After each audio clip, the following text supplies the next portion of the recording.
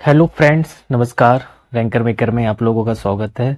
जैसा कि हम लोग देख रहे थे एनसीईआरटी की जो आपकी सीरीज चल रही थी, है ना।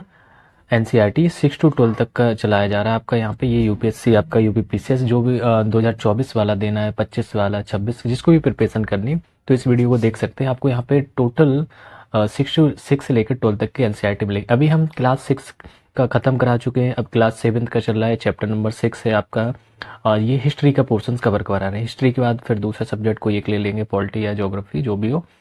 तो चलिए, जो भी चैनल पे नया है इसको लाइक कर ले, सब्सक्राइब करें, और आपको यहाँ पे सारे एनसीईआरटी विद सॉल्यूशन, जो भी क्वेश्चन आंसर भी लास्ट में रहते हैं ना, उनका भी सॉल्यूशन हम कराते हैं यहाँ पे। तो आज का टॉपिक हमारा ईश्वर से अनुराग, मतलब डिविटेशनल्स पास टू द डिवाइन। ठीक है, तो देखते हैं क्या है इसमें। जूम कर लेते हैं इसको। लिखा है कि आपने लोगों को पूजा पाठ करते अथवा भजन कीर्तन या कव्वाली गाते या चुपचाप ईश्वर के नाम का जाप करते हुए देखा होगा। तो ये मोस्टली नॉर्मल सी चीजें बता रहे हैं कि लोग अपने अपना एक तरीका है पूजा करने का। कोई भजन करता है, कीर्तन है, कव्वाली के द्वारा, है ना। कुछ लोग चुपचाप ईश्वर के नाम का जाप करते हुए देखा, इस टाइप के देखे जाते हैं। आपने यह भी गौर किया होगा, इनमें उनमें से कुछ तो भाव विभोर होते हैं। भाव विभोर मतलब उसी में भक्ति में डूबे हो जाते हैं। उनकी आंखों में आंसू भर आते हैं। ईश्वर के प्रति ऐसा प्रेम भाव या गहरी भक्ति, उन विभिन्न प्रकार के भक्ति या सूफी। तो ये सूफी आंदोलन की देन है। अब हमें यही देखना है क्या था सूफी आंदोलन क्या। तो ये गहरी भक्ति या उन विभिन्न प्रकार के जो के भक्ति तथा सूफी आंदोलन की देन है, जिनका 8वीं शताब्दी से उद्भव होने लगा था। तो हमें ये ध्यान देना है कि जो भक्ति आंदोलन था या सूफी आंदोलन था, जिनका उदय कब से होने लगा था, तो 8वीं शताब्दी से ये चीजें आपके अस्तित्व में आने लगी थी। चलिए आगे देखते हैं क्या परमेश्वर का विचार कैसे आया, कैसे। तो इसको देखते हैं। बड़े बड़े राज्यों के उदय होने से पहले भिन्न भिन्न समूह के लोग अपने अपने देवी देवता की पूजा किया करते थे।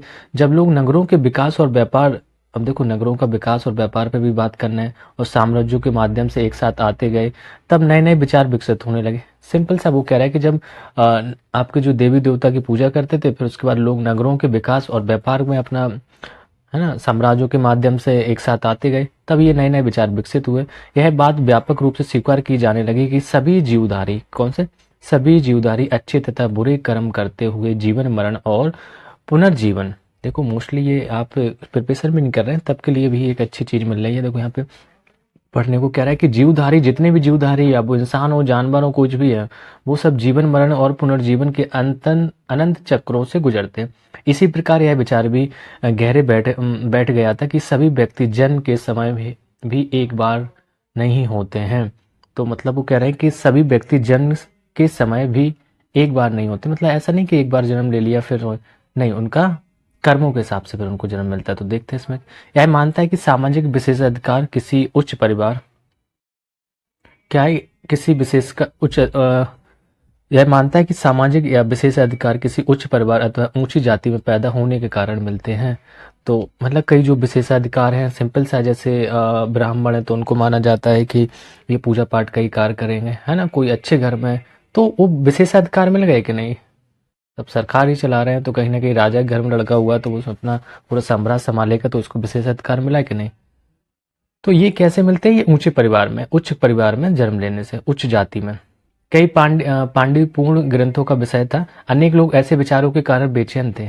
तो कुछ लोग इसमें आलोचक भी होंगे, इसलिए वे बुद्ध तथा जैन धर्मों के उपदेशों की ओर उन्मुख हुए। मैंने बताया था जैन धर्मों की ओर वो ही उन्मुख हुए थे जो संस्कृत लैंग्वेज को अच्छे से नहीं समझ पा रहे थे, क्योंकि ब्राह्मणों के लिए मोस्टली संस्कृत लैंग्वेज थी। तो वो उनको ऐसा एक मध्यम मार्ग चाहिए था जो इतना हार्ड ना हो, एकदम से नॉर्मल सा। तो वो आपके बौद्ध और जैन धर्म में आते, प्राकृतिक और पाली भाषा उन लोगों को फॉलो कराते। वो उपदेशों की ओर प्रमुख हुए, जिनके अनुसार व्यक्तिगत प्रयासों से सामाजिक अंतरों को दूर किया जा सकता था। तो व्यक्तिगत प्रयासों से मतलब आप अपने व्यक्तिगत प्रयासों से जो भी अंतर उनको दूर किया कर सकते थे, और पुनर्जन्म चक्र से छुटकारा पाया जा सकता था। ये भी इन्होंने बताया। कुछ अन्य लोग परमेश्वर संबंधी इस विचार से आकर्षित हुए कि यदि मनुष्य भक्ति भाव से परमेश्वर की शरण में जाए, किससे, लोगों को कहना है कि अगर मनुष्य भक्ति भाव से परमेश्वर की शरण में जाए तो परमेश्वर व्यक्ति को इस बंधन से मुक्ति कर सकता है। अब हम बात करते हैं थोड़ा सा भागवत गीता में। देखो ये तो नॉर्मल सी हम लोगों के घर में भी बातें होती हैं कि भगवान की पूजा करिए, उनके शरण में जाइए। आप गीता पढ़ेंगे ना तो गीता में केवल यही चीज लिखी है, क्या मोह माया इधर उधर कुछ करना, सीधा सा भगवान के शरण में लास्ट में जाना। कहते ना सत्य एक ही है, क्या? मृत्यु ही सत्य, बकाया सारी चीजें आज की दुनिया में फेक चल रही। चलिए हम देखते हैं यहाँ से कि श्रीमद् भागवत गीता में यह विचार सामान्य सन ईसवी सन जिसे कि प्रारंभिक शताब्दियों में लोकप्रिय हो गया था। तो मतलब भागवत गीता में उसी टाइम से ये विचार जो प्रारंभिक शताब्दियों से लोकप्रिय भी हो गए थे। साइड में देख लेते हैं क्या लिखा था, सब कुछ पढ़ना। एनसीईआरटी एक अक्षर नहीं छोड़ा जाता, इसमें ये ध्यान रहे। भक्ति की शुरुआत कैसी? तो इन्हीं देवी देवताओं की पूजा का चलन भी शुरू हुआ। बाद में हिंदू धर्म की यह प्रमुख पहचान बन गई। इनमें शिव है, विष्णु है, दुर्गा, ये तीन लोग तो देखना ही जैसे देवी देवता शामिल थे। इन्हीं देवी देवता की पूजा भक्ति परंपरा के माध्यम से की जाती थी और भक्ति उस समय काफी लोकप्रिय परंपरा बन गई। किसी देवी या देवता के प्रति श्रद्धा को ही भक्ति कहा जाता है। अब भक्ति किसे कहते हैं? एक लाइन में आप डेफिनेशन लिख देंगे, किसी देवी देवता के प्रति जो हम श्रद्धा रखते हैं उसी को हम भक्ति कहते हैं। ये भी क्वेश्चन पूछे जाएंगे आपको, देखना। तो भक्ति का पथ सबके लिए खुला था, चाहे वह धनी हो या गरीब हो, ऊंची जाति का हो या नीची जाति का, स्त्री हो या पुरुष, सभी के लिए। तो भक्ति मार्ग की चर्चा हिंदुओं के पवित्र ग्रंथ वो भागवत गीता में की गई, तो उसके हिसाब से हम देखना। चलिए आगे देखते हैं क्या। तो इसमें लास्ट था कि ये लोकप्रिय हो गया था, उसके आगे देखना है विशिष्ट धार्मिक अनुष्ठानों के माध्यम से शिव। विशिष्ट धार्मिक अनुष्ठान क्या मतलब? जो पूजा पाठ करने के तरीके, जैसे शिव हो गया, विष्णु है, दुर्गा को परम देवी देवता के रूप में पूजा जाने लगा था। अभी जस्ट हम लोगों ने ऊपर देखा तो कौन तीन देवी देवता की पूजा बात बार बार से आ रही है, शिव थे, विष्णु थे, दुर्गा थी। ठीक है।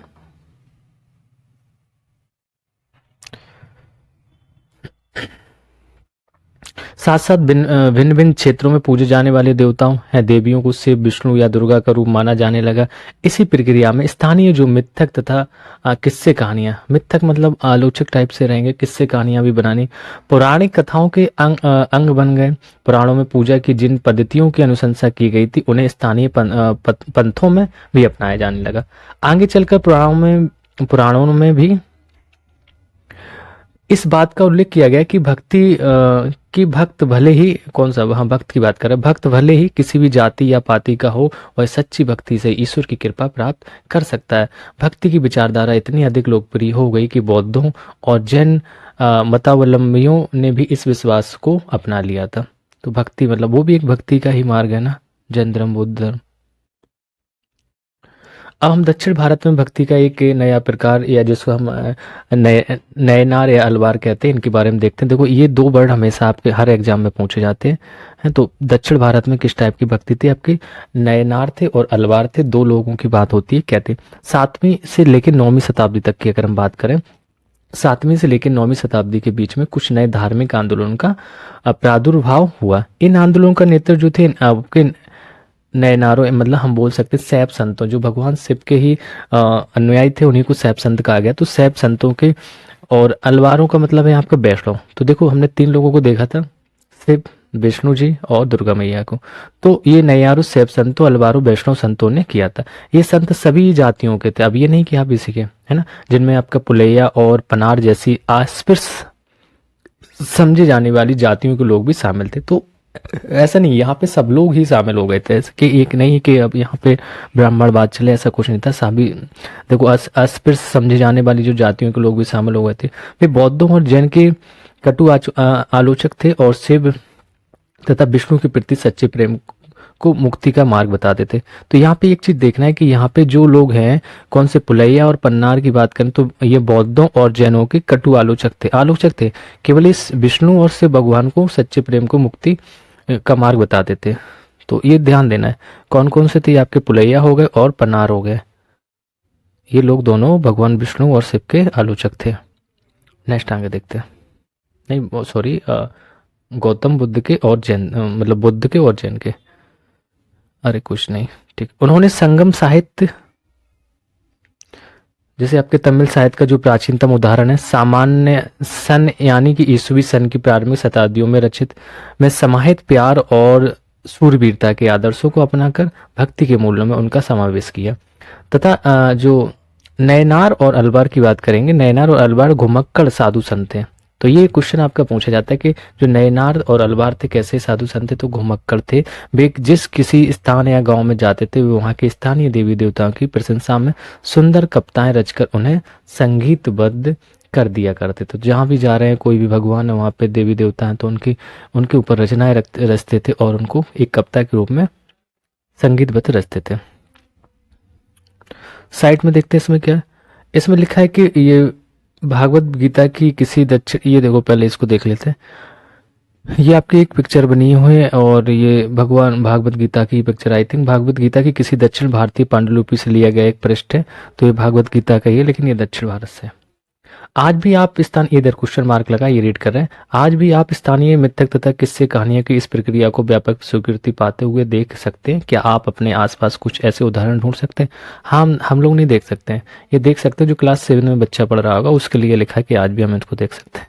ठीक है, हम लोग बड़े हो गए हैं, तो उस हिसाब से एनसीईआरटी देखो बेसिक से बिल्कुल शुरू से चीज़ों को बच्चा ही समझ के उसके अकॉर्डिंग तो वही है, और हम लोगों को भी पढ़ना रहता है ना। नयनार और अलवार के बारे में देख लें क्या है ये।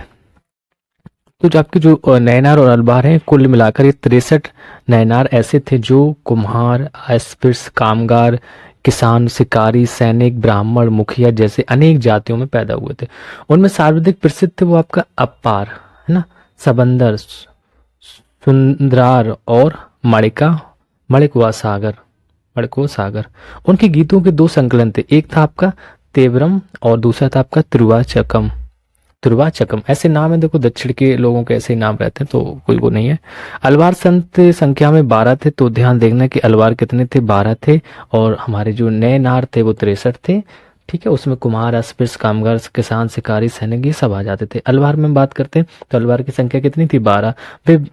वे भी भिन्न भिन्न प्रकार की पृष्ठभूमि से आए थे, जैसे सर्वाधिक प्रसिद्ध थे जैसे आपका पेरी अलवार था, फिर उनकी पुत्री अंडाल आई, और तोंडर डिपोडी अलवार और नम्मालवार, उनके गीत दिव्य प्रबंधम में संकलित थे।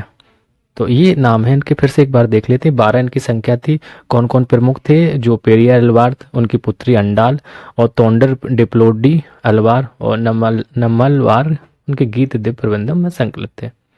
ठीक है, ये नैयार और अलवार। तो नैयार कितने थे आपके, 63 की संख्या थी, जिसमें कुम्हार, अस्पृश्य, कामगार, किसान, शिकारी, सैनिक, ब्राह्मण सब आ जाते थे। अलवार की संख्या कितनी थी, 12 थी।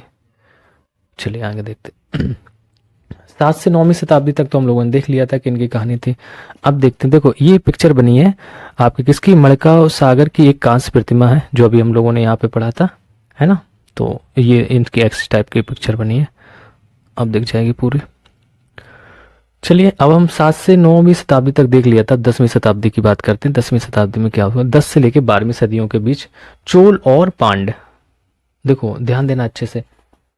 तो 7 से 12वीं तक कौन आए थे, अलवार और नैयार, और 10वीं से 12वीं तक कौन आ रहे हैं, चोल और पांड्य। राजाओं ने उन अनेक धार्मिक स्थलों पर विशाल मंदिर बनवाए जहाँ की संत कवियों ने यात्रा की थी। तो इन्होंने क्या करा है, ये जो चोल और पांड्य राजा थे, इन्होंने अनेक धार्मिक स्थलों पर विशाल मंदिर बनवाए थे, जहाँ की संत और जो कवियों ने यात्रा की थी उस वहां पे बनवाए। इस प्रकार भक्ति परंपरा और मंदिर पूजा के बीच गहरे संबंध स्थापित हो गए। यही वह समय था जब उनकी कविताओं का संकलन तैयार किया गया था। इसके अलावा अलवरों तथा नैयार संतों की धार्मिक जीवनियां भी रची गई थी। आज हम भक्ति परंपरा के इतिहास लेखन में इन जीवनियों को स्रोत के रूप में उपयोग करते हैं। जो भी हम लोग पढ़ते हैं भक्ति परंपरा के रूप में, यही सब जीवनी पढ़ते हैं। भक्त और भगवान के बारे में देखते हैं। तो मणिकवा सागर, जो ये आपकी प्रतिमा बनी है, मूर्ति बनी है, यही है मणिकाव सागर की एक रचना है। मेरे हाड़ मास के इस घृणित पुतले में तुम आए जैसे यह कोई सोने का मंदिर हो। मेरे कृपालु प्रभु, मेरे विशुद्धतम रत्न, तुमने मुझे सांत्वना देकर बचा लिया। तुमने मेरा दुख, मेरा जन्म मृत्यु का कष्ट और माया मोह हर लिया और मुझे मुक्त कर दिया। हे ब्रह्मानंद, हे प्रकाशमय, मैंने तुम में शरण ली है और मैं तुमसे कभी दूर नहीं हो सकता। ये भगवान के लिए चीज कही गई। कवि ने भगवान के साथ अपने संबंध का कैसे वर्णन किया है, इस टाइप के हम लोगों को बताना है। तो क्या होता है इसमें, ठीक है। चलिए आगे देखते हैं। ये टॉपिक बड़ा है, लगभग 18 पेज का टॉपिक है ये, तो कुछ काफ़ी टाइम बड़ा चैप्टर हो जाएगा, थोड़ा स्पीड से करते हैं।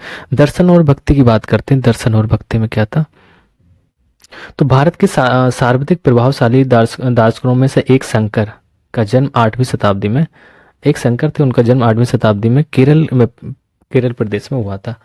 और वे अद्वैतवाद के समर्थक थे। किसके समर्थक थे, ध्यान देना कब की बात हो रही है, जो सर्वाधिक प्रभावशाली दार्शनिकों में से एक शंकर थे और उनका जन्म 8वीं शताब्दी में केरल में हुआ था। और किसके समर्थक थे, अद्वैतवाद के। अ, जिसके अनुसार क्या था इनका मतलब कि जीवात्मा और परमात्मा जो परम सत्य है, जीवात्मा और परमात्मा जो परम सत्य है, दोनों एक ही है। उन्होंने यह शिक्षा दी कि ब्रह्मा जो एकमात्र या परम सत्य है, तो यही कहते हैं ब्रह्मा एकमात्र परम सत्य है और निर्गुण और निराकार है। कैसा है, निर्गुण और निराकार है। शंकर ने हमारे चारों ओर के संसार को मिथ्या या माया माना और संसार का परित्याग करने अर्थात संन्यास लेने और ब्रह्मा की सही प्रकृति को समझने और मोक्ष प्राप्त करने के लिए ज्ञान के मार्ग को अपनाने का उपदेश दिया था। ठीक है, वो कहते हैं कुछ नहीं है, बस आप ब्रह्मा जी की भक्ति में लग जाइए, यही सब कुछ है। फिर आते हैं आपके रामानुज। तो 11वीं शताब्दी में आपके रामानुज की बात होती है। तमिलनाडु में पैदा हुए थे ये और विष्णु भक्त थे। अलवार संतों से बहुत प्रभावित थे और उनके अनुसार मोक्ष प्राप्त करने का उपाय विष्णु के प्रति अनन्य भक्ति भाव रखना था। ये भी कह रहे हैं भगवान विष्णु की भक्ति रखिए, आपको मोक्ष प्राप्त हो जाएगी। भगवान विष्णु की कृपा दृष्टि से भक्त उनके साथ एकाकार होने का परमानंद प्राप्त कर सकता है। तो रामानुज ने विशिष्ट दैत्यवाद, तो ये ध्यान देखना, वो थे अद्वैतवाद के, ये आपके से विशिष्ट दैत्य के सिद्धांत को प्रतिपादित किया, जिसके अनुसार आत्मा परमात्मा से जुड़ने के बाद भी अपनी अलग सत्ता बनाए रखती है। रामानुज के सिद्धांत ने भक्ति की नई धारा को बहुत प्रेरित किया, जो परवर्ती काल में उत्तरी भारत में विकसित हुई थी। तो यही है रामानुज की जो हमारे उत्तर मध्य भारत में विकसित हुई थी परंपराएं। ठीक है, चलिए आगे साइड से देख लेते हैं क्या था। यहाँ लिखा है कि शंकर या रामानुज, इन्हीं का नाम है, शंकर या रामानुज के विचारों के बारे में कुछ और पता लगाने का प्रयत्न करें। तो हम अब देखते हैं बसवन्ना का बिरसिववाद। किसका, बसवन्ना का बिरसिववाद।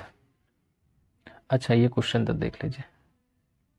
देखो जैसे यहाँ लिखा था, कहाँ गया, शंकर या रामानुज के विचार के बारे में हमें क्या कुछ चीज़ों को जानना है, तो कैसे जान सकते हैं, कुछ नहीं। देखो शंकर, अगर हम बात करें तो जिनका जन्म 8वीं शताब्दी में केरल में हुआ था, है ना, अभी तो देखा हम लोगों ने ऊपर, तो 8वीं शताब्दी में, एक मिनट, केरल में हुआ था। अब शॉर्ट में ही लिखेंगे, कुछ वो नहीं।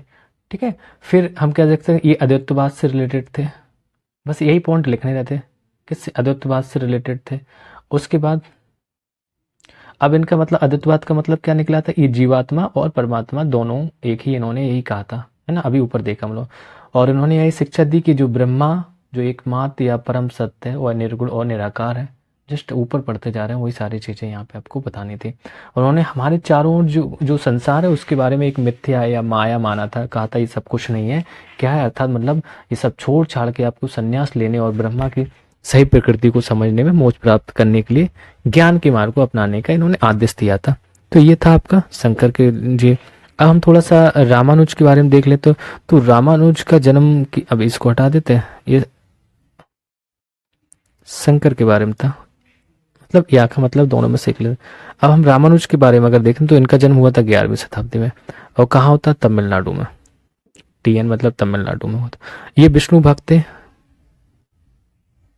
ठीक है, और अलवर संतों से बहुत प्रभावित थे। किससे रिलेटेड थे, अलवर से, अलवार बोलते हैं, अलवर बात वही।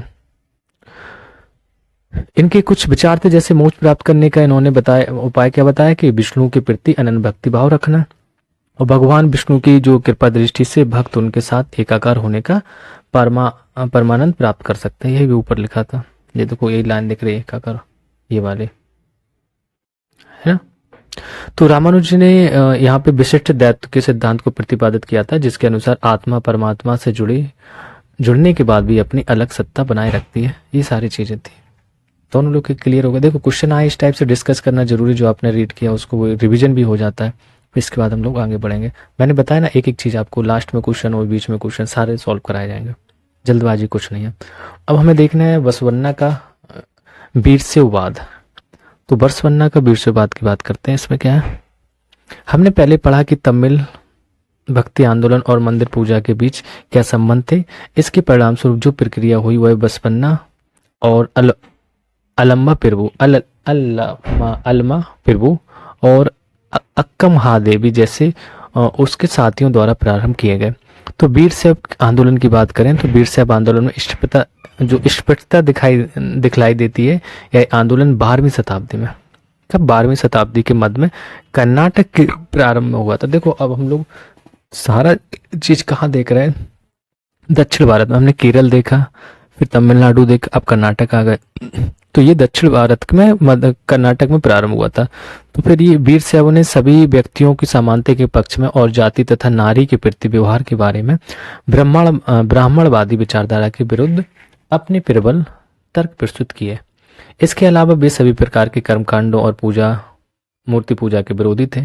तो ये आपके वीरशैववाद के बारे में कहा गया, ये कर्मकांडों या मूर्ति पूजा था, इसके विरोधी थे। दरअसल क्या ना, ब्राह्मण इस पे हावी थे, तो इस वजह से ये लोग इनके विचारधारा से अलग थे। तो वीरशैव के वचन के बारे में कुछ देखते हैं। नीचे कुछ वचन या कथन दिए गए हैं जो बसवन्ना के बताए जाते हैं। क्या है तो देख लेते हैं। धनवान लोग शिव के लिए मंदिर बनाते, और मैं एक गरीब आदमी क्या करूँगा। मेरी टांगें खंभे हैं, शरीर तीर्थ मंदिर है, सिर उसकी छतरी है, सोने की बनी हुई है। देखो अपने आप को ही बता रहे हैं, क्या जरूर है। जरा सुनो नदी संगम के प्रभु, खड़ी हुई चीजें कभी गिर जाएंगी, लेकिन चलने वाला सदा चलती रहेगी। तो ये अच्छी बात की उन्होंने कि बताया कि मेरा शरीर ही यही सब कुछ है, कि है ना, जो हमारे पैर हैं वो क्या हो गए, वो हमारे खंभे हो गए हैं ना, शरीर है तीर्थ मंदिर हो गई है, सिर है जो उसकी वो छतरी हो गई है, सोने की बनी हुई है। तो ये तो एक बगल में दिया है महाराष्ट्र के ज्ञानेश्वर के बारे में।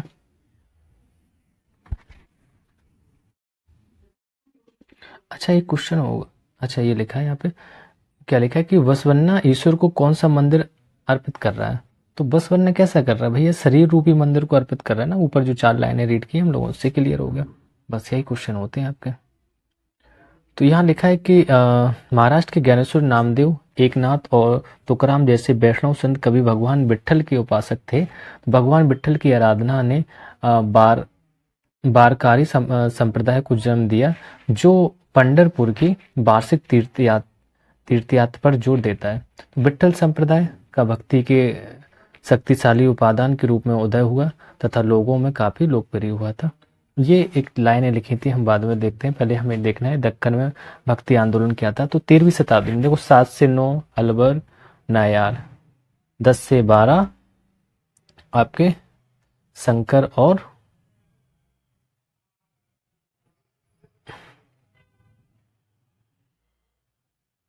ये वाला था 10 से 12 में कौन था, नैयार और अलबर थे। नहीं 10 से 12 में चोल और पांडे आ गए थे। अरे कंफ्यूज नहीं होना है, तो देख लो कोई नहीं।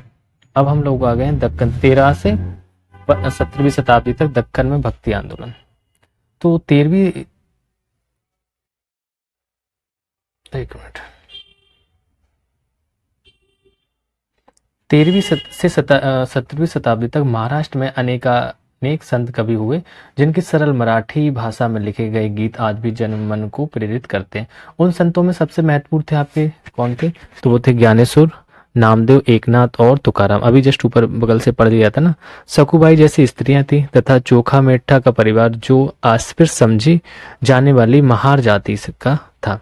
तो भक्ति की यह क्षेत्रीय परंपरा पंढरपुर में विट्ठल विष्णु का एक जो रूप था, कहाँ पे, पंढरपुर में, और जनमन के हृदय में विराजमान व्यक्तिगत देव ईश्वर संबंधी विचारों पर केंद्रित थी।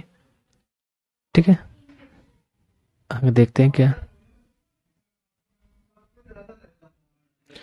तो इन संत कवियों ने सभी प्रकार के कर्मकांडों, पवित्रता के ढोंगों और जन पर आधारित सामाजिक अंतरों का विरोध किया। यहाँ तक कि इन्होंने संन्यास के विचार को भी ठुकरा दिया और किसी भी अन्य व्यक्ति की तरह रोजी रोटी कमाते हुए परिवार के साथ रहने का रहने और विनम्रता पूर्वक जरूरतमंद साथी व्यक्तियों की सेवा करते हुए जीवन बिताने का अधिक पसंद किया। मतलब ये कह रहे थे कोई कर्मकांड हमें नहीं करना, हम लोगों की मदद करेंगे, विनम्रता पूर्वक रहेंगे और सेवा करेंगे, बस इससे रहेंगे। उन्होंने इस बात पर बल दिया कि असली भक्ति दूसरों के दुखों को बांटना है। सही बात है, बहुत अच्छे विचार थे इनके, बांट लेना है। इससे एक नए मानवतावादी विचार का उदय हुआ। और जैसे कि सुप्रसिद्ध गुजराती संत नरसिंह मेहता है ना, नरसिंह मेहता की कहानी सुनी होगी, गुजराती संत, ये आपके जूनागढ़ में। नरसिंह मेहता ने कहा था कि वैष्णव जन तो तेने कहिए पीर पराई जाने रे।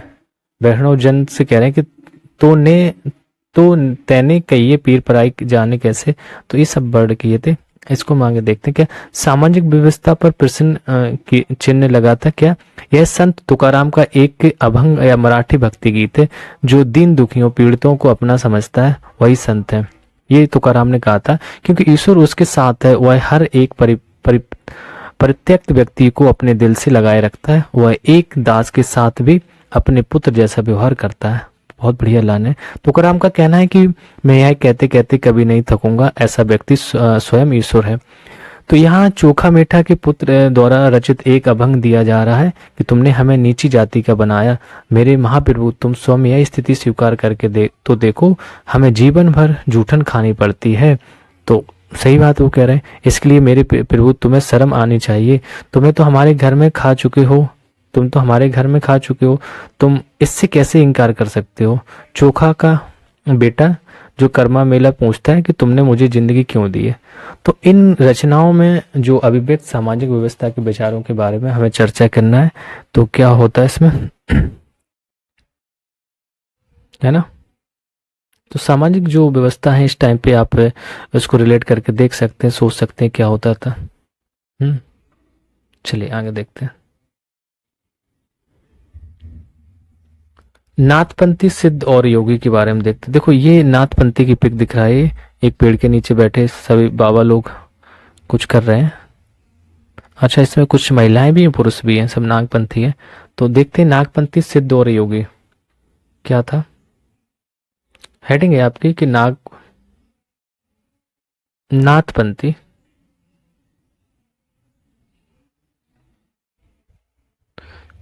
सिद्ध और योगी। तो इनके बारे में देखना है। नाथपंथी है ना, सिद्ध और योगी। तो इस काल में अनेक ऐसे धार्मिक समूह उभरे जिन्होंने साधारण तर्क वितर्क का सहारा लेकर रूढ़िवादी धर्म के कर्मकांडों और अन्य बनावटी पहलुओं तथा समाज व्यवस्था की आलोचना की। उनमें आपके नाथपंथी सिद्धाचार्य और योगी जन उल्लेखनीय हैं। तो इन्होंने भी विरोध किया। इन्होंने संसार का परित्याग करने का समर्थन किया। उनके विचार से निराकाम परम सत्य का चिंतन मनन और उसके साथ एक हो, है ना। तो ये अपने अपने लोग विचारधारा बता रहे हैं। एक साथ एक हो जाने की अनुभूति को मोक्ष का मार्ग है। इसके लिए उन्होंने योगासन, ध्यान देना ये वर्ड, योगासन, प्राणायाम और चिंतन मनन जैसी क्रियाओं के माध्यम से मन एवं शरीर को कठोर प्रशिक्षण देने की आवश्यकता पर बल दिया कि आपके शरीर को, मन को कठोर प्रशिक्षण दीजिए, मतलब एकाग्र रखिए। ये समूह खासतौर पर नीची कही जाने वाली जातियों में बहुत लोकप्रिय हुए। उनके द्वारा की गई रूढ़िवादी धर्म की आलोचना ने भक्ति मार्गीय धर्म के लिए आधार तैयार किया कि भक्ति मार्ग जो धर्म है उसके लिए आधार तैयार किया जो आगे चलकर उत्तरी भारत में लोकप्रिय बन गया था। इस्लाम और सूफी संत के बारे में देख लेते हैं। कुछ लिखा है आग के आसपास तपस्वियों का समूह है। ये आग लगी है देखो चारों तरफ, और ये तपस्वी हैं, तपस्या कर रहे हैं। ठीक है, ऐसे अपने आप को, अपने शरीर को, मन को तप करके एकाग्र करते थे। इस्लाम और सूफी संत के बारे में भी देख लेते हैं क्या था इस्लाम और सूफी संत। संतों और सूफियों में बहुत अधिक समानता थी, यहाँ तक कि यह भी माना जाता है कि उन्होंने आपस में कई विचारों का आदान प्रदान किया और उन्हें अपनाया। सूफी मुसलमान रहस्यवादी थे। वे धर्म के बाहरी आडंबरों को अस्वीकार करते हुए ईश्वर के प्रति प्रेम और भक्ति तथा सभी मनुष्यों की प्रति दया भाव रखने पर बल देते थे। समझ में आया कि नहीं? फिर से एक बार देख लेते हैं, 2 लाइन थी, फिर से रिपीट कर लो। संतों और सूफियों में बहुत अधिक समानता थी। क्या समानता थी? यहाँ तक कि यह भी माना जाता है कि उन्होंने आपस में कई विचारों का आदान प्रदान भी किया और उन्हें अपनाया भी। तो सूफी जो मुसलमान रहस्यवादी थे वे धर्म के बाहरी आडंबरों आडंबरों को अस्वीकार करते हुए ईश्वर के प्रति प्रेम और भक्ति तथा सभी मनुष्यों के प्रति दया भाव रखने पर बल देते थे। कहते हैं भक्ति हो, मनुष्य सभी के लिए दया भाव रखिए, इंसान को इंसान समझिए, मानवता रखिए। सही विचारधारा थे इनकी भी। चलिए आगे देखते हैं। इस्लाम ने, अब ध्यान देना क्या, इस्लाम ने एकस्वरवाद यानी कि अल्लाह को प्रति अपने पूर्ण समर्पण का दृढ़ता से प्रचार किया। तो ये एकस्वरवादी है, एक ही भगवान को मानते, अपने अल्लाह को मानते। तो इन्होंने क्या किया, ये पूर्ण समर्पण का दृढ़ता से प्रचार किया। 8वीं और 9वीं शताब्दी की बात करेंगे।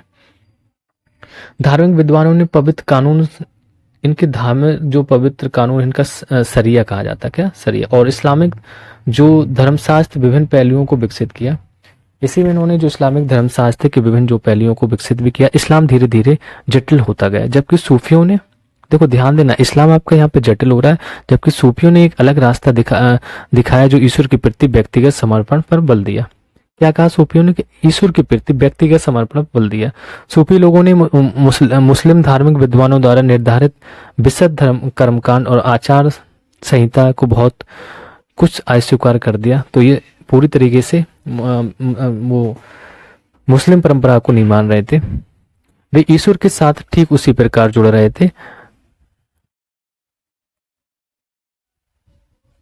वे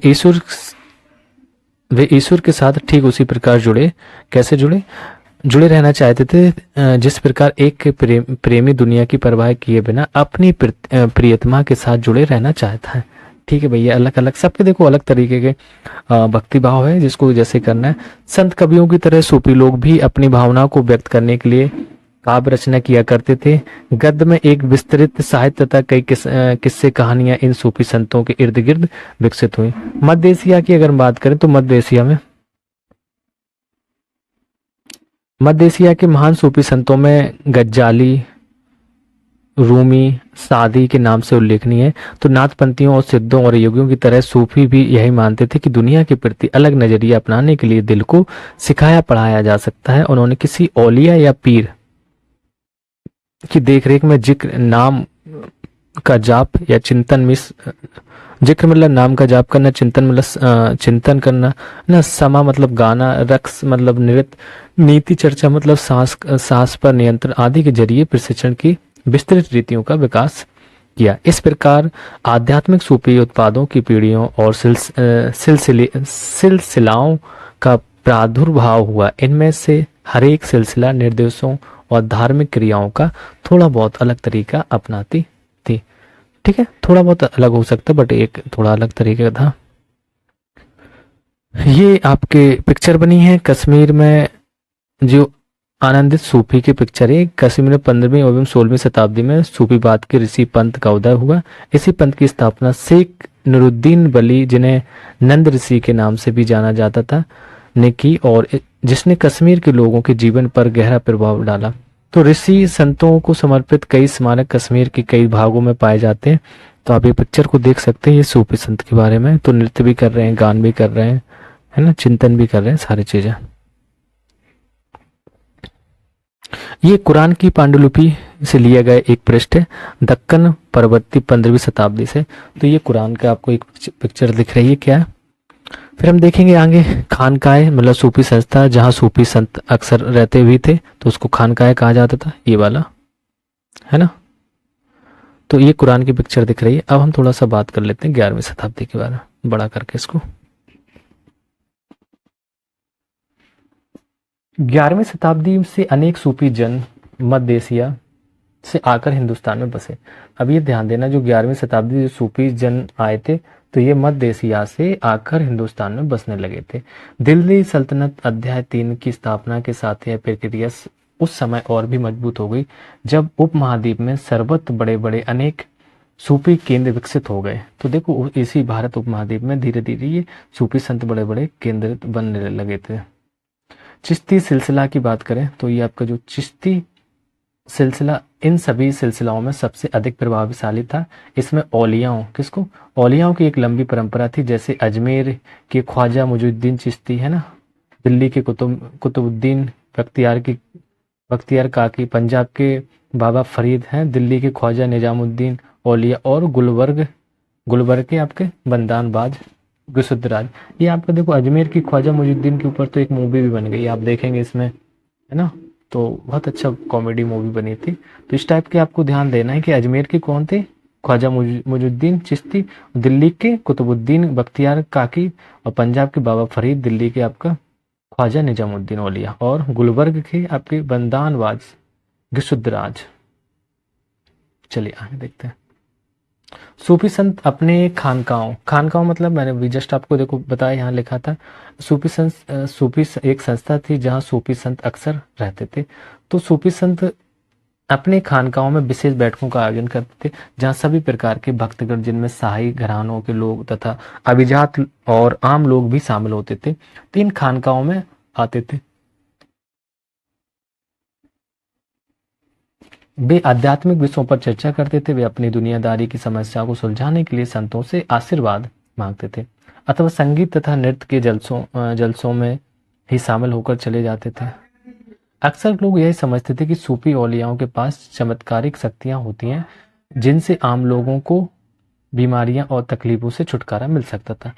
तो सूफी संत की दरगाह एक तीर्थस्थल बन जाता था, जहाँ सभी ईमान और धर्म के लोग हजारों की संख्या में इकट्ठे होते थे। अभी भी देखना आप कहीं लोग जाते रहते हैं, तो ये देखो ये दरगाह है, और दरगाह में ये लोग आ रहे हैं। अब इसमें हर धर्म के लोग आ रहे हैं, जिसके काम हो जाएंगे, दिक्कत हो रही, तो लोग समझते थे कि इन पे शक्तियां रहती हैं ना।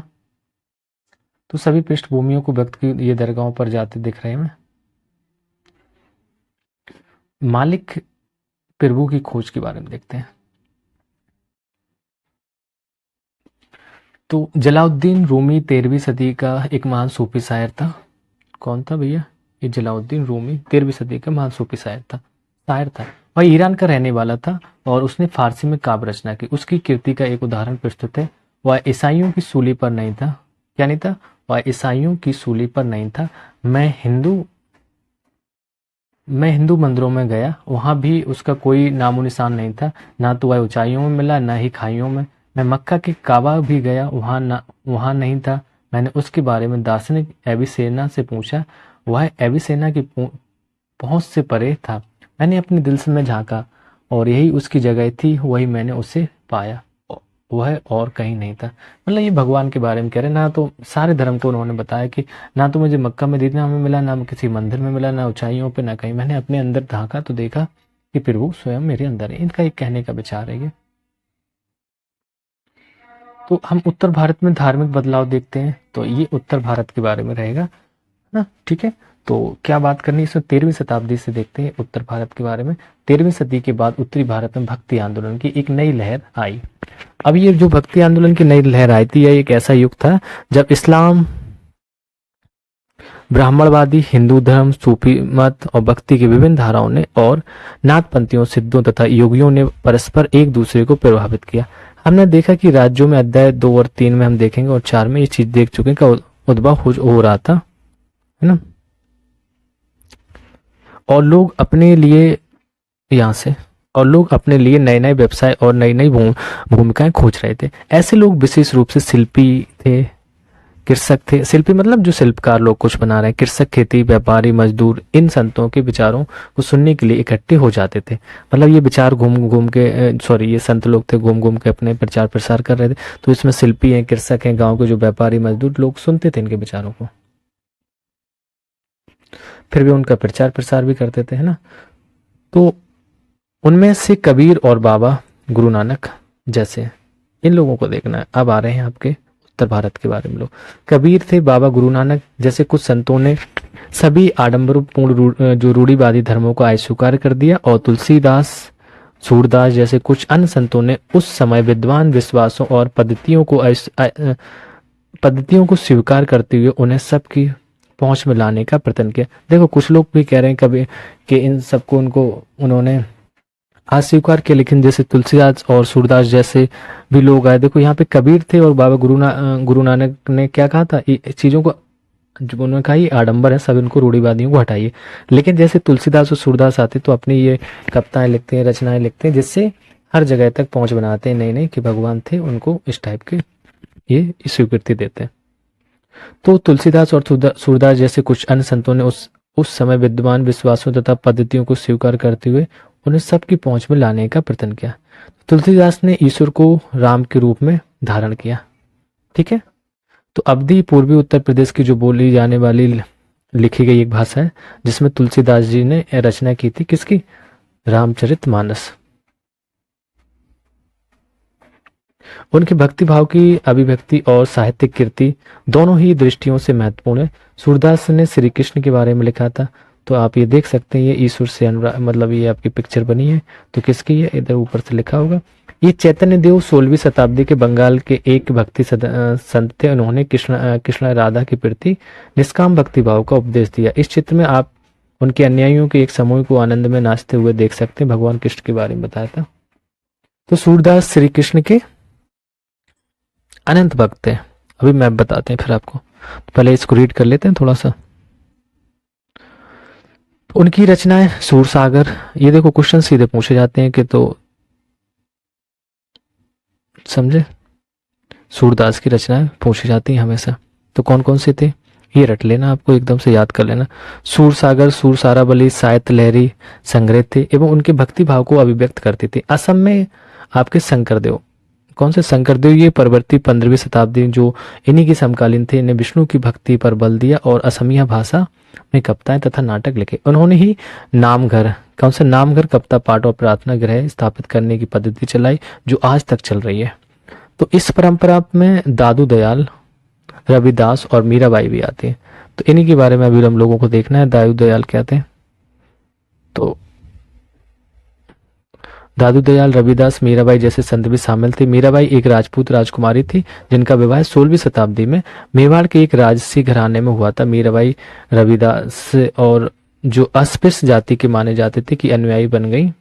ठीक है, और रविदास कैसे अस्पृश्य अनुयायी माने जाते, तो उन्हीं की ये क्या बन गई थी? अनुयायी बन गई थी, मतलब उन्हीं के साथ भक्ति भाव में रहने लगी थी। वे कृष्ण के प्रति समर्पित थी और उन्होंने अपने गहरे भक्ति भाव को कई भजनों में अभिव्यक्त किया था। पढ़ा होगा आपने मीराबाई के बारे में, सुना होगा, कहानियां सुनी होगी घर पे।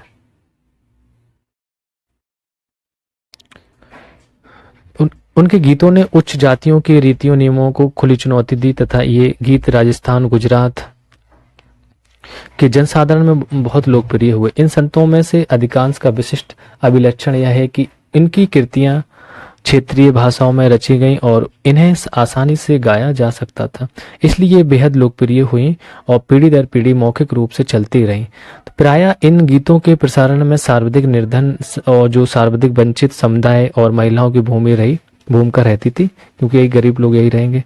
और प्रसारण की इस प्रक्रिया में ये सभी लोग अक्सर अपने अनुभव भी जोड़ देते थे कि कैसा अनुभव हो रहा है, क्या चीजें अच्छी हैं, क्या गलत है। तो इस तरह आज मिलने वाले गीत संतों की रचनाएं तो हैं ही, साथ साथ उन पीढ़ियों के लोगों की रचनाएं मानी जा सकती हैं जो उन्हें गाया करते थे। वे हमारी जीती जागती जन संस्कृतियों का अंग बन गई। तो क्वेश्चन देखते हैं आगे क्या था। अभी राणा सांगा के बारे में भी देखेंगे। इधर साइड से कुछ लिखा था, अच्छा ये वाला हो गया था, नहीं ये नहीं हुआ था। तो मुख्य भक्ति तथा संत उनसे जुड़े क्षेत्र, ये आपका मैप है। तो मैप हम लोग देख लेते हैं। देखो जम्मू कश्मीर, हिमाचल प्रदेश, ये तो आपके स्टेट के नाम ही देख लेना। अब अगर हम अपडेट नक्शा की बात करेंगे तो इसको ऐसे ऐसे काट दीजिए, ठीक है। तो जम्मू कश्मीर, लद्दाख अलग हो जाएगा। चलिए, बाबा गुरु नानक देव ये 15वीं से 16वीं शताब्दी तक पंजाब के एरिया में था ये।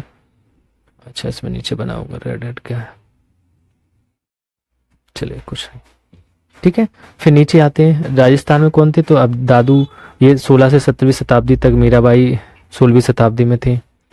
ओके, तो यहाँ पे कश्मीर था, हिमाचल प्रदेश, पंजाब, हरियाणा, ये सब आपके गुरु नानक थे। उत्तर प्रदेश में सूरदास 16वीं शताब्दी में थे, सूरदास थे, और आपके रामानंद थे। कबीर जी 15-16वीं शताब्दी में, रैदास 15वीं शताब्दी में, बल्वाचार 15-16वीं शताब्दी में, तुलसीदास 16-17वीं शताब्दी में। उत्तर प्रदेश, मध्य प्रदेश में ये आ जाते थे। गुजरात में आपके नरसिंह मेहता थे जो 15वीं शताब्दी में। दमन दीव में आपके जडेश्वर 13वीं शताब्दी में थे। फिर हम आते हैं महाराष्ट्र में, तो एकनाथ 16वीं शताब्दी में, तुकाराम 16वीं शताब्दी में, नामदेव आपके 13वीं-14वीं शताब्दी में थे। ओके, अब इधर चलिए पहले पूर्व में, अच्छा यहीं देख लेते नीचे। बासवन्ना 12वीं शताब्दी में ये कर्नाटक में थे। आंध्र प्रदेश में आपके पुरंदरदास 15वीं 16वीं शताब्दी में। तमिलनाडु में आपके मणिक व सागर 9वीं शताब्दी में और रामानुज 11वीं से 12वीं शताब्दी में थे। नामल्ला 9वीं शताब्दी में थे। अब ऊपर चलते हैं, यहाँ पे हम आंध्र प्रदेश में देखेंगे तो रामदास 17वीं शताब्दी में। उड़ीसा में 15वीं 16वीं शताब्दी में आपके चैतन्य देव थे। फिर हम यहाँ पे कहाँ पे, असम के साइड शंकरदेव 15वीं 16वीं शताब्दी में, अभी जस्ट देखा था। तो ये पूरा मैप भी क्लियर हो गया। आगे देखते क्या यहाँ लिखा था कि शंकर देव की भक्ति का सार एक सरल नाम। ये धर्म एक सर्वोच्च सत्ता के प्रति समर्पण के नाम से जाना गया। शंकर देव की शिक्षाएं भागवत गीता तथा भागवत पुराण पर आधारित है। उन्होंने ज्ञान के प्रसार के लिए सत्य या मठों की स्थापना को प्रोत्साहित किया। उनकी प्रमुख जो रचना में कीर्तन घोष शामिल है। तो कीर्तन घोष इनकी प्रमुख रचना थी।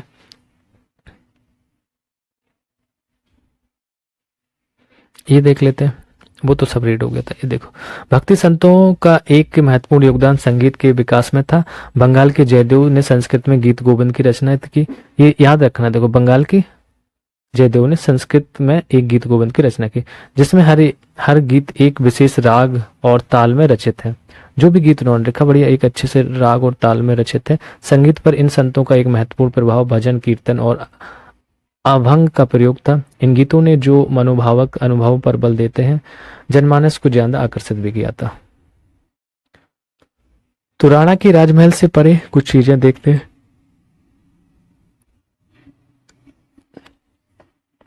ये राणा के राजमहल से परे कुछ चीजें मीरा द्वारा रचा गया गीत है। लोक लाज कुलरा मर्यादा जग माँ के जेगड़ा राख्यारी। ये राजस्थानी थी, तो ऐसे ही राणा जेगड़ा इस टाइप के वर्ड आएंगे। महल अटारी हम सब त्यागे त्यागो थारो बसनो शहर। राणा जी थे क्याने राखो महासु वैर। बिखरो प्यालो राणा भेज्या पीबा मीरा हसारी। बार ना बाको भयो गरल अमृत ज्यो पियो। राणा थे क्वाने राखो मायूस वैर। मतलब कह रही है कि इसमें वो कहानी बताई गई कि राणा ने विष का प्याला भेजा था, तो वो पी गई आराम से, कुछ नहीं बिगड़ा था उनकी। आपके विचार से मीरा ने राणा का राजमहल क्यों छोड़ा?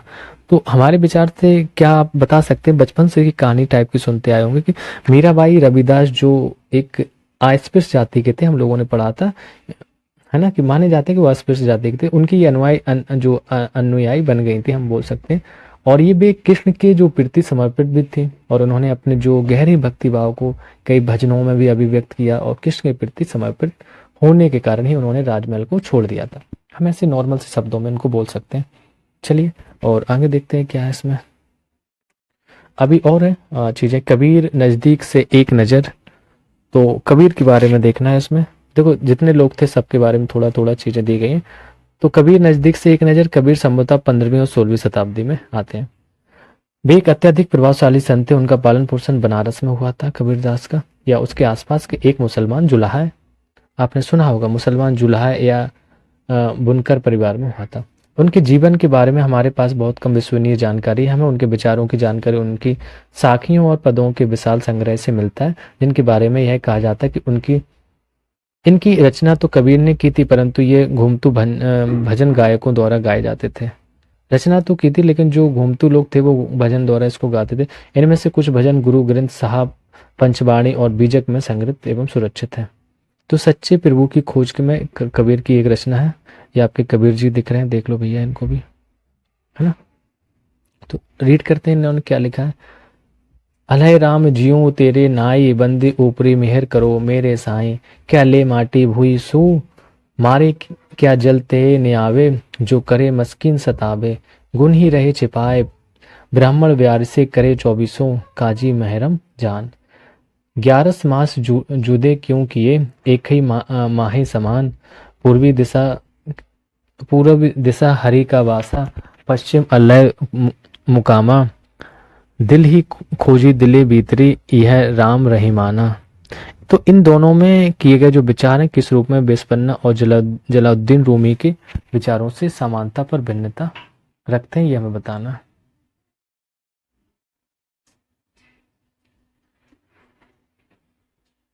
ठीक है, चलिए आगे देखते हैं क्या। करगे पर काम करते हुए आपके कबीर जी ये काम कर रहे हैं, पिक्चर दिखाई गई। तो कबीर के उपदेश बड़ा कर लेते हैं। कबीर के उपदेश प्रमुख धार्मिक परंपराओं की पूर्ण एवं प्रचंड अस्वीकृति पर आधारित थे। उनके उपदेशों में ब्राह्मणवादी हिंदू कौन सा ब्राह्मणवादी हिंदू धर्म और इस्लाम दोनों की जो आडंबर पूजा के सभी रूपों का मजाक उड़ाया गया। उनके काव्य की भाषा बोलचाल की हिंदी थी और जो आम आदमियों की, तो भाषा के ध्यान देखना, भाषा कौन सी थी? हिंदी थी। आम आदमियों द्वारा आसानी से समझी जा सकती थी। उन्होंने कभी कभी उन्होंने रहस्यमय भाषा का भी प्रयोग किया है, जिसे समझना कठिन होता था। कबीर निराकार परमेश्वर के विश्वास रखते थे, तो ये ध्यान देना, ये निराकार थे, इनको किसी से मतलब नहीं था। उन्होंने यह उपदेश दिया कि भक्ति के माध्यम से ही मोक्ष यानी मुक्ति प्राप्त हो सकती। हिंदू तथा मुसलमान दोनों लोग उनके अनुयायी हो गए। बाबा गुरु नानक, या हम बोल सकते हैं नजदीक से एक नजर में इनको भी देखना। कबीर की अपेक्षा बाबा गुरु नानक की बात करें तो ये 1469 से लेकर 1539 ईस्वी के बारे में हम कहीं अधिक जानते हैं कि तलवंडी, जो अब वर्तमान पाकिस्तान में, ननकाना साहब, ये देखो करंट में भी रहा था, ननकाना साहब का जो मतलब दरवाजा खोला गया था अभी उनके लिए रास्ते की, भारत से भी लोग वहां जा सके। ये जन्म, वहां पे इनका जन्म हुआ था। लेने वाले बाबा गुरु नानक ने करतारपुर रावी नदी के तट पर डेरा बाबा नामक एक केंद्र स्थापित करने से पहले कई यात्राएं की। उन्होंने अपने अनुयायियों के लिए करतारपुर में एक नियमित उपासना पद्धति अपनाई, जिसके अंतर्गत उन्हीं के शब्दों में कुछ चीजें हैं, जिसके अंतर्गत उनके शब्दों में भजनों का गाया जाता था। उनके अनुयायी अपने अपने पहले धर्म या जाति अथवा लिंग भेद को नजरअंदाज करके एक साझी रसोई में इकट्ठे खाते पीते थे। तो इसे जैसे बाद में ये लंगर कहा जाता था। तो यही लंगर इसी वजह से आया था कि जाति विरोध का करना, मतलब अस्पृश्यता को दूर करना, जातिवाद को दूर करना, कि सब लोग एक साथ बनाएं खाएं। तो बाबा गुरु नानक ने उपासना और धार्मिक कार्यों के लिए जो जगह नियुक्त की थी उसे हम धर्मशाल कहा गया। क्या कहा गया? धर्मशाल। आज इसे गुरुद्वारा कहते हैं। तो 1539 में अपनी मृत्यु के पूर्व बाबा गुरु नानक ने एक अनुयायी को अपना उत्तराधिकारी चुना और इसका नाम लहड़ा, क्या नाम लहड़ा था, लेकिन ये गुरु अंगद के नाम से जाने गया। तो लहरा किसका? लहड़ा जो है, लहरा में अपने यहाँ बोलेंगे लहड़ा लिखा है, तो ये गुरु अंगद के नाम से जाने गया। ये देखो बाबा गुरु नानक जी है। ये धार्मिक महानुभावों से चर्चा करते बाबा गुरु नानक जब वे एक युवक थे, जबकि ये पिक्चर है। चलिए आगे देखते हैं। तो इनका ये ग्रंथ है, गुरु ग्रंथ की एक जो आरंभिक पांडुलिपि है, ये आपको दिख रही है, ठीक है। ये थोड़ा सा रीड कर लेते हैं। तो गुरु अंगद नाम का महत्व तो यह था कि गुरु अंगद बाबा गुरु नानक के ही अंग माने गए, इसलिए इनका गुरु अंगद कहा गया। गुरु अंगद ने बाबा गुरु नानक की रचनाओं का संग्रह किया और उस संग्रह में अपनी कीर्तियां भी जोड़ दी, ठीक है। संग्रह एक नई लिपि गुरुमुखी में लिखा गया था। तो गुरु अंगद के 3 उत्तराधिकारियों ने अपनी रचनाएं नानक के नाम से लिखी। तो अब ये गुरु जो अंगद के 3 उत्तराधिकारी थे, उन्होंने अपनी रचनाएं किसके नाम से लिखी थी? नानक के नाम से लिखी थी। तो इन सभी का संग्रह जो गुरु अर्जुन ने 1604 में किया था। किसने किया? संग्रह किया गुरु अर्जुन ने 1604 में। तो इस संग्रह में शेख फरीद, संत कबीर, भगत नामदेव और गुरु तेग बहादुर और जैसे सूफी संतियों और गुरुओं की बाणी जोड़ी गई। 1706 की बात करें, इस बृहद संग्रह को गुरु तेग बहादुर के पुत्र, किसके? गुरु तेग बहादुर के पुत्र और उत्तराधिकारी गुरु गोविंद सिंह ने प्रमाणित किया कि आज इस संग्रह को सिखों के पवित्र ग्रंथ गुरु ग्रंथ के नाम से के रूप में जाना जाता है, ठीक है। तो इसी को जाना जाता है। सब लोगों ने जो चीजें लिखते गए उसको संग्रहित करते गए, तो इसी को आपका गुरु ग्रंथ साहब के नाम से जाना जाता है। हम बात करते हैं 16वीं शताब्दी में। 16वीं शताब्दी में बाबा गुरु नानक के उत्तराधिकारियों के नेतृत्व में उनके अनुयायियों की एक संख्या का विस्तार हुआ। ये अनुयायी कई जातियों के थे, परंतु इनमें व्यापारिक, कृषक, शिल्पकार ज्यादा थे। तो इसकी वजह यह हो सकती है कि बाबा गुरु नानक इस बात पर बल दिया करते थे कि उनके अनुयायी गृहस्थ और उपयोगी या उत्पादक पेशों से जुड़े हों। तो अनुयायियों से यह आशा भी की जाती थी कि वे नए समुदाय के सामान कोष में योगदान देंगे। 17वीं शताब्दी की बात करते हैं। 17वीं शताब्दी के प्रारंभ में केंद्रीय गुरुद्वारा हरमंदिर साहब, स्वर्ण मंदिर जिसके नाम से जाते हैं, हरमंदिर साहब के आसपास रामदासपुर अमृतसर विकसित होने लगा था। प्रशासन में यह वस्तुतः स्वायत्त था। आधुनिक इतिहासकार इस युग के सिख समुदाय को राज्य के अंतर्गत राज्य मानते हैं। मुगल सम्राट जहांगीर की बात करेंगे तो जहांगीर इस समुदाय को एक संभावित खतरा मानता था। उसने 1606 में गुरु अर्जन को मृत्युदंड देने का आदेश दिया और फिर 17वीं शताब्दी में सिख आंदोलन का राजनीतिकरण शुरू हो गया था। ठीक है, कब? 17वीं शताब्दी में सिख धर्म का आपका राजनीतिकरण शुरू हो गया और जिसका दूरगामी परिणाम यह हुआ कि 1699 में गुरु गोविंद सिंह ने खालसा की संस्था का स्थापना किया। तो 1699 में गुरु गोविंद ने खालसा की संस्था का निर्माण किया। खालसा पंथ की बात करेंगे तो खालसा पंथ के नाम से जाना जाने वाला सिख समुदाय अब तक राजनीतिक सत्ता बन गया। 16वीं और 17वीं शताब्दी की बात करें, 16वीं और 17वीं शताब्दियों की बदलती हुई ऐतिहासिक परिस्थितियों ने सिख आंदोलन के विकास को प्रभावित किया।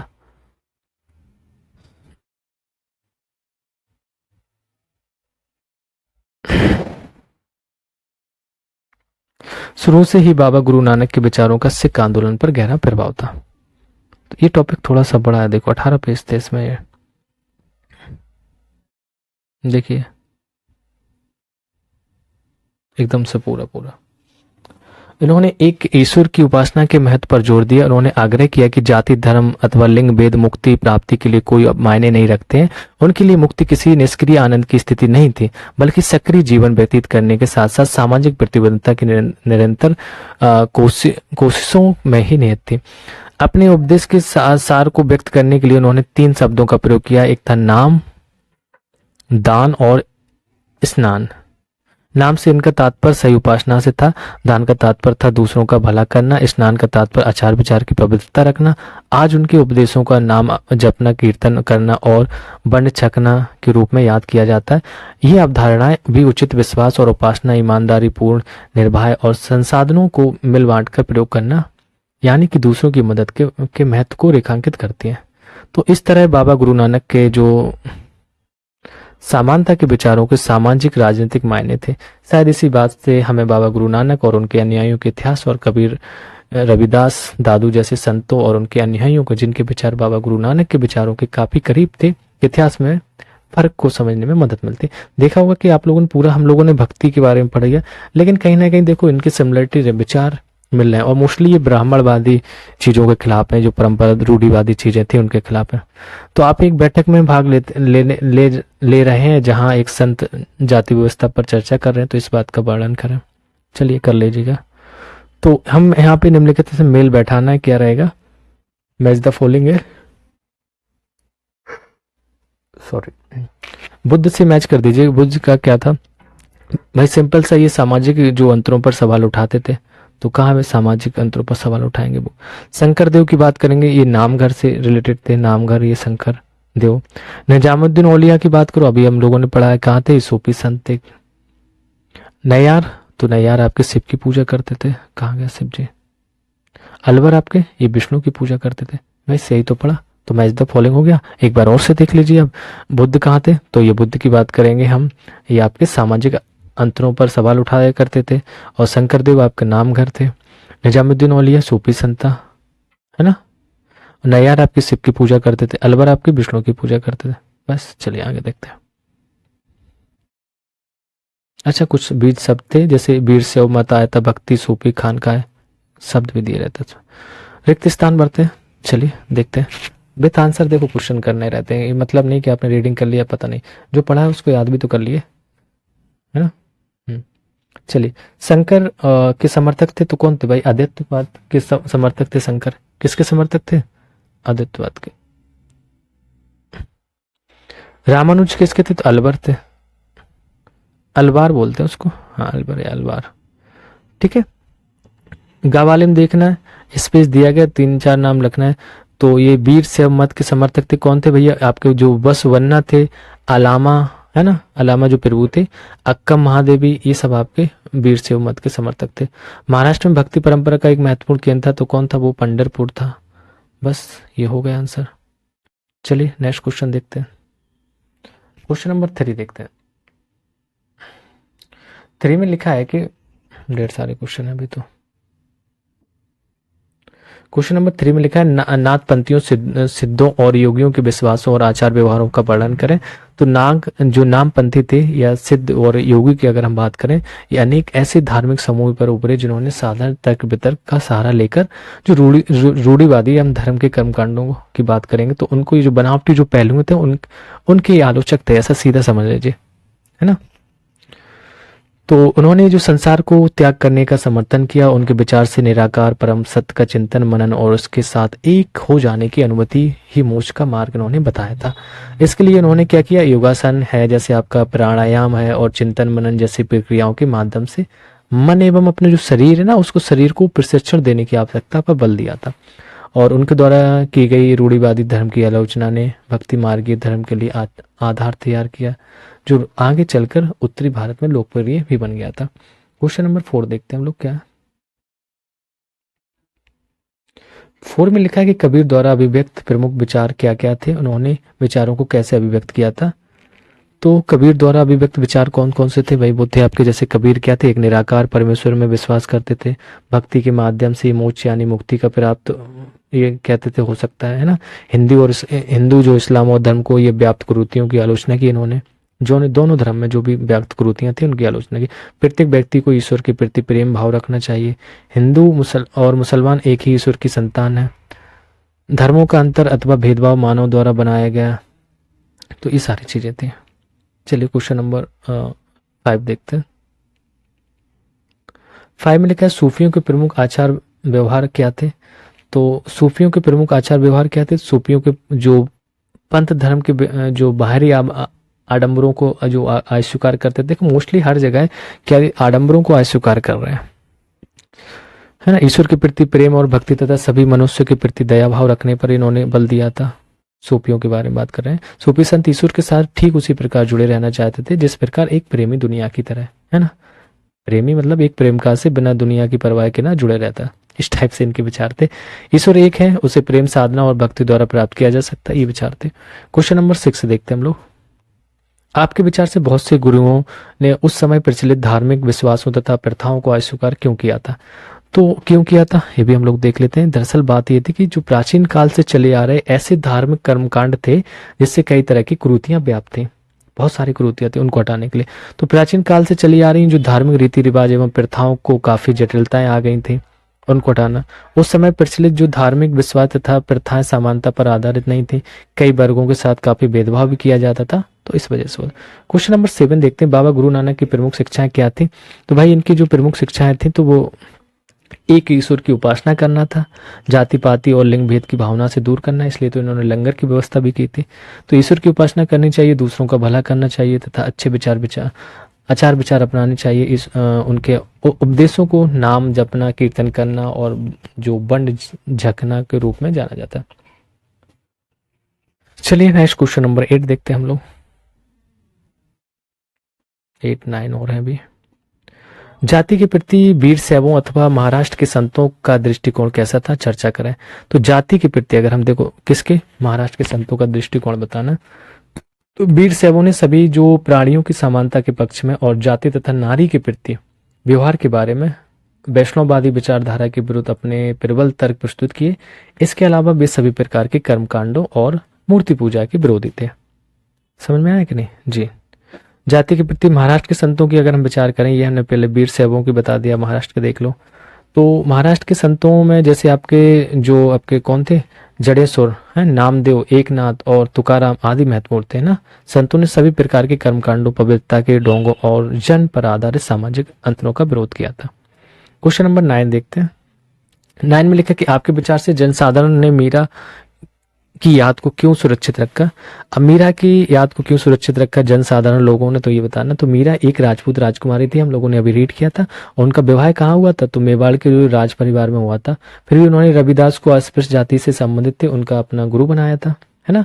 उन्होंने अपना कृष्ण जो भगवान कृष्ण की उपासना में अपने आप को समर्पित भी कर दिया था। उन्होंने अपने गहरे भक्ति भाव को कई भजनों में अभिव्यक्त किया। उनके गीतों में ने उच्च जातियों के रीतियों नियमों को खुली चुनौती दी तथा ये गीत राजस्थान और गुजरात के जनसाधारण में बहुत लोकप्रिय हुए थे। ठीक है, राजस्थान और गुजरात वही। तो एक अभी तो और क्वेश्चन है, देख लेते हैं क्या है। क्वेश्चन नंबर 10, एक एक क्वेश्चन करिए, कोई ज़रूरत नहीं जल्दबाजी में, थोड़ा सा टाइम और लगेगा, करिए। लेकिन आइए करके देखें। अच्छा, ये तो आप आइए करके देखना है तो आप लोग अपने से ट्राई कर सकते हैं। पता लगाइए कि आपके आसपास भक्ति परंपरा के संतों से जुड़ी हुई कोई दरगाह या गुरुद्वारा या मंदिर है, उनमें से किसी एक को देखने जाइए और बताइए कि वहाँ आपने क्या क्या देखा या और सुना। तो ये अपने हिसाब से अपने विचार लिखने हैं। यूपीएससी ऐसे भी क्वेश्चन पूछते हैं ना, अपने विचारों में आंसर दीजिए, तो हमारे विचार और आपके विचार अलग हो जाएंगे, आप अपने से लिखिए। क्वेश्चन नंबर 11 है, इस अध्याय में अनेक संत कवियों की रचनाओं को उदाहरण दिए गए हैं, उनकी कृतियों के बारे में और अधिक जानकारी प्राप्त करें और उनकी उन कविताओं को नोट करें जो यहाँ नहीं दी गई हैं। पता लगाएं कि क्या ये गाई जाती थी, यदि हाँ तो कैसे गाई जाती थी और कवियों ने इनमें किन विषयों पर विचार लिखा था। तो आप लोग कर सकते हैं इसको। इस अध्याय में अनेक संत कवियों के नामों का उल्लेख किया गया है और परंतु कुछ भी रचनाओं को इस अध्याय में शामिल नहीं किया गया। उस भाषा के बारे में कुछ और जानकारी प्राप्त करें जिसमें ऐसे कवियों ने अपनी कृतियों की रचना की, क्या उनकी रचनाएं गाई जाती थी, उनकी रचनाओं का विषय क्या था। तो आई होप आप लोग ये चीज़ें, आप क्वेश्चन भी ट्राई करेंगे, देख सकते हैं, बट इसको रीड करेंगे, सुनेंगे, सारी चीज़ें कवर हो जाएंगी। तो आप लोगों को ये, मुझे आशा है कि पसंद आ रहा होगा। एनसीईआरटी की सीरीज मैं 6 से लेकर 12 तक सारा कवर कराऊंगा। बीच बीच में आपको विजन आईएएस के जो है उसका जो PT 365 आती है उसके छोटे छोटे वीडियो संडे संडे डाल दिया करेंगे। तो जुड़े रहिए रैंकर मेकर के साथ। चैनल को लाइक करें, सब्सक्राइब करें। मिलते हैं।